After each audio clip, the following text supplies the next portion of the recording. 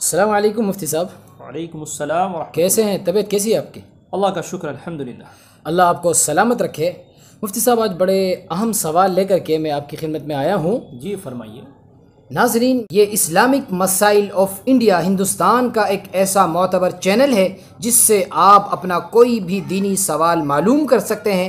بینکوں میں اکاؤنٹ آپ کے بھی ہوں گے، آپ کا بھی سیونگ اکاؤنٹ ہوگا، اور گورنمنٹ کی طرف سے ان اکاؤنٹ پر آپ کو بھی انٹرسٹ یعنی بیاج آتا ہوگا۔ اس کا استعمال کیسے کرنا ہے، وہ سارے سوال مفتی صاحب سے ہم رکھتے ہیں۔ مفتی صاحب، بینکوں میں اکثر لوگوں کے سیونگ اکاؤنٹ ہوتے ہیں اور گورنمنٹ ان کھاتوں پر انٹرسٹ یعنی بیاج وغیرہ دیتی ہے، تو کیا ہم ان بیاج کو اپنے لیے استعمال کر سکتے ہیں؟ خاص کر جیسے اے ٹی ایم وغیرہ ہم یوز کرتے ہیں اور اس کا سالانہ پر ایئر کا جو چارج کٹتا ہے، اسی طرح ہر 3 مہینے میں ایس ایم ایس کا چارج کٹتا ہے، کیا وہ اس انٹرسٹ کے پیسوں سے وہ چارج ہم کٹوا سکتے ہیں؟ بسم اللہ الرحمن الرحیم۔ فاعوذ باللہ من الشیطان الرجیم۔ احل اللہ البیع وحرم الربا۔ اسی طرح سے اللہ نے ایک جگہ فرمایا یا ایھا الذین آمنوا لا تأکلوا الربا اضعافا مضاعفہ الی آخر الآیہ۔ تو یہ جو قرآن کی آیتیں ہیں، ان کے اندر سود کو اللہ رب العزت نے حرام فرما دیا ہے۔ اس کی بڑی ساری حکمتیں ہیں اور اس کی بڑی لمبی تفسیریں ہیں۔ آپ نے سوال کے اندر فرمایا کہ جیسے آج کے دور میں ہر ایک کا سیونگ اکاؤنٹ ہوتا ہے، جی تو آپ کا بھی ہوگا، آپ نے اپنا تو نہیں بتایا۔ جی میرا بھی ہے، بہرحال میرا بھی ہے، لیکن میں جو انٹرسٹ کا پیسہ آتا ہے اس کو یعنی انڈر لائن کر دیتا ہوں تاکہ مجھے یاد رہے یہ پیسہ انٹرسٹ کا ہے۔ جی ہونا بھی چاہیے، اور بلکہ جن لوگوں کا سیونگ اکاؤنٹ ہے تو ان کو ہر مہینے اپنی انٹری کرانی چاہیے تاکہ معلوم ہو جائے کہ کتنا جو ہے انٹرسٹ کا بیاج کا پیسہ آیا ہوا ہے اور اس کو علیحدہ کیا جا سکے۔ سود کا استعمال اپنی ذات کے لیے کرنا یہ حرام ہے۔ قرآن نے کیونکہ اس کے منع فرما دیا، میں نے جس آیت میں بتایا، لہٰذا اگر آپ اے ٹی ایم کے جو چارجز دیتے ہیں اس میں، یا جو بینک کا سالانہ چارج ہوتا ہے، سالانہ فیس ہوتی ہے، اگر اس میں آپ سود کا پیسہ دیتے ہیں تو یہ آپ کے لیے جائز نہیں ہے، بلکہ یہ ایسا ہو گیا یہ آپ ہی نے سود کا پیسہ استعمال کیا۔ تو اس لیے جو لوگ اپنے بینک کے جو ٹیکس وغیرہ ہوتے ہیں، اے ٹی ایم کے ٹیکس یا اسی طرح سے پر ایئر ٹیکس جو ہوتے ہیں، ان کے چارجز جو ہوتے ہیں بینک کے، اگر اس میں اس کو لگاتے ہیں تو یہ ناجائز ہے، اور وہ سود کا استعمال کرنا ان کے ذمے میں لازم آئے گا، جس کی وجہ سے وہ گناہ گار ہوں گے۔ لہٰذا اس پیسے کو نکال کر علیحدہ کرنا چاہیے، اپنے استعمال میں نہیں لائیں گے۔ یعنی کوئی بھی ایسا کام جس سے لگے کہ وہ ان کی ذات کے نفع کے لیے ہو رہا ہے، اس میں اس سود کے پیسے سے بچنا ضروری ہے، اس کو استعمال نہیں کیا جائے گا۔ بہت شکریہ مفتی صاحب۔ یعنی اے ٹی ایم کے چارجز، ایس ایم ایس کے چارجز وغیرہ کے لیے بھی اس پیسے کا استعمال ناجائز اور حرام ہے۔ مفتی صاحب، اگلا سوال محمد اعظم سیفی افضل گڑھ سے تعلق رکھتے ہیں۔ وہ معلوم کرتے ہیں کہ کیا ہم ان پیسوں سے اپنے کسی بھی ملنے والے کو ہدیہ کر سکتے ہیں کوئی چیز خرید کر؟ دیکھیے، ملنے والے آپ کے کیسے ہیں؟ اگر وہ ملنے والے ایسے ہیں کہ جن کو زکوٰۃ لگ جاتی ہے تو آپ ان کو وہ چیز ہدیہ کر سکتے ہیں، لیکن اگر آپ کے دوست مالدار ہیں، آپ ان کے لیے سوال معلوم کر رہے ہیں، آپ کے دوست ٹھیک ٹھاک حالت کے ہیں، آپ ان کو گفٹ دینا چاہ رہے ہیں، تو یہ ان کے لیے بھی دینا آپ کو جائز نہیں ہوگا۔ بہت شکریہ۔ اگلا سوال یہاں پر ایک یہ رہ جاتا ہے کہ کیا ان پیسوں کو کسی بیوہ کی بیٹی یا کسی غریب کی بیٹی کی شادی میں دے سکتے ہیں، استعمال کر سکتے ہیں یا نہیں کر سکتے؟ دیکھیے، جس طریقے سے زکوٰۃ کے پیسے دیے جاتے ہیں اور غریب اور بیوہ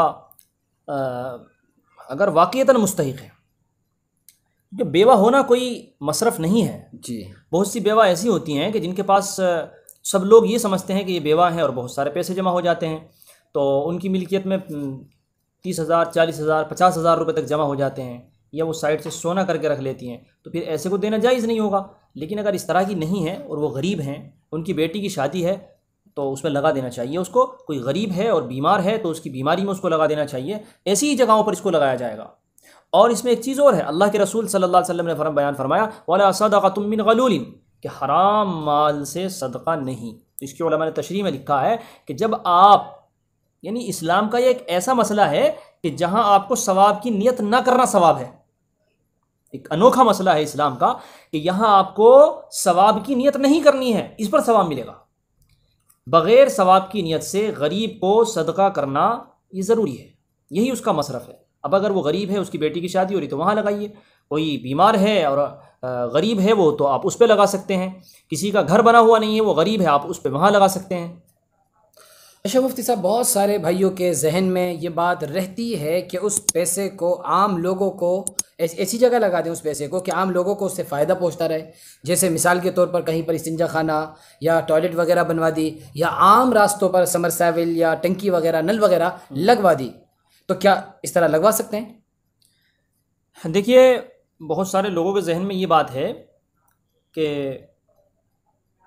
آپ اس کو استعمال نہیں کر سکتے، انسان استعمال نہیں کر سکتے، چاہے وہ غریب ہی ہوں، اس کو تو بیت الخلاء میں ہی لگایا جائے گا، یہ پیسہ غلط ہے تو اس کو تو گندی جگہ پہ لگایا جائے گا۔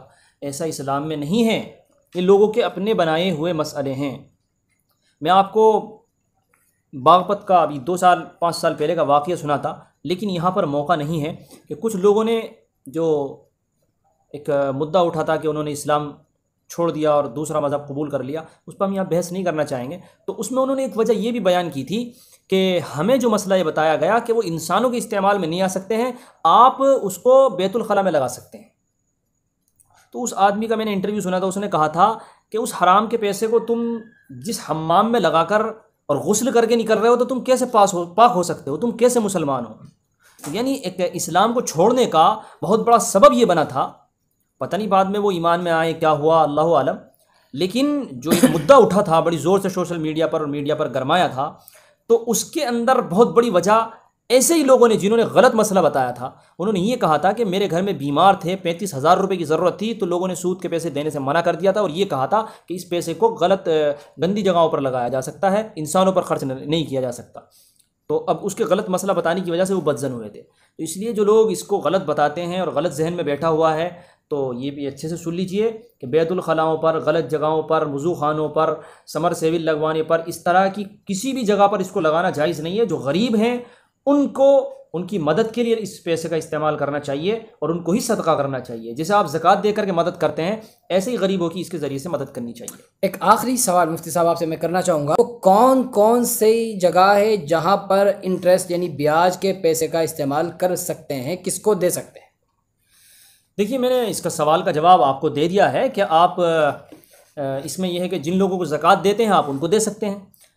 اس میں ایک مسئلہ اور آتا ہے کہ جو جبری ٹیکس ہیں، حکومت کی طرف سے جبراً ٹیکس لگائے گئے ہیں، جیسے انکم ٹیکس ہے، تو انکم ٹیکس میں اس کو دینے کی اجازت ہے۔ اچھا، اسی طرح سے اگر اور جبراً ٹیکس بنائے جاتے ہیں جو جبری ہوتے ہیں، یعنی جو زبردستی کے ٹیکس لگائے جاتے ہیں ہم پر، ہاں، اور اس میں یہ ہے کہ اگر آپ ہوم ٹیکس کو، گھر کے ٹیکس کو، روڈ کے ٹیکس کو یہ سمجھنے لگے کہ یہ جبراً ہے، تو یہ جبراً نہیں ہوتا ہے، یہ آپ کے نفع کے لیے ہوتا ہے۔ جی، اگر آپ ٹیکس نہیں دیں گے تو روڈ کیسے بنیں گے، روڈ پہ چلیں گے کیسے؟ یہ ضروری ٹیکس ہوتے ہیں، لیکن جیسے انکم ٹیکس ہے وہ جبری ٹیکس ہے، کماتے آپ ہیں اور دینا حکومت کو ہوتا ہے، تو اس کے اندر جو ہے انٹرسٹ کا پیسہ آپ دے سکتے ہیں۔ جی، بہت بہت شکریہ مفتی صاحب۔ ناظرین، یہ وہ مسائل تھے جو آپ کو بھی یقیناً پیش آتے ہوں گے۔ یہ ذمہ داری آپ کی ہے کہ ان مسائل کو اپنے دوستوں تک، اپنے رشتہ داروں تک ضرور پہنچائیے۔ کہیں انجانے میں بیاج کا، سود کا پیسہ استعمال کر کے ہم خدا کی نظر میں عذاب کے مستحق تو نہیں بن رہے۔